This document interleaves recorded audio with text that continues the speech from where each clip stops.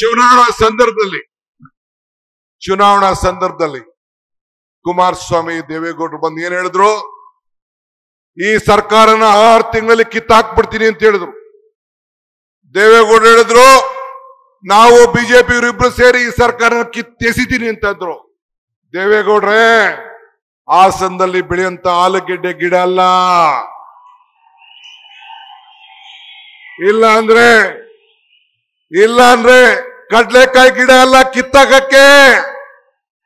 138 ಶಾಸಕರಂತ ಜನಬೆಂಬಲದ ಇದೊಂದು ಸರ್ಕಾರ, ಜನಬೆಂಬಲದ ಸರ್ಕಾರ. ನಿಮ್ಮ ಹಣೆಯಲ್ಲೂ ಬರ್ದಿಲ್ಲ.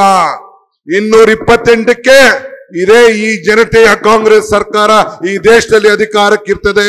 ಇದನ್ನ ತಾವು ಗಮನದಲ್ಲಿ ಇಟ್ಕೊಳ್ಬೇಕು.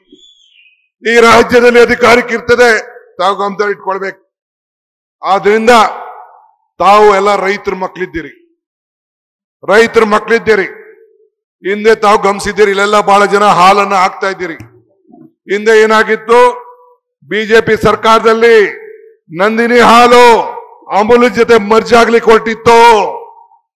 ಈಗ ದೆಹಲಿಗೆ ಮುಖ್ಯಮಂತ್ರಿಗಳು ಹೋಗಿ ನಿಮ್ಮ ಹಾಲನ್ನ, ನಂದಿನಿ ಹಾಲನ್ನ, ತುಪ್ಪವನ್ನ ಹಂಚಲಿಕ್ಕೆ ಈಗ ಕಾರ್ಯಕ್ರಮವನ್ನು ರೂಪಿಸಿದ್ದಾರೆ.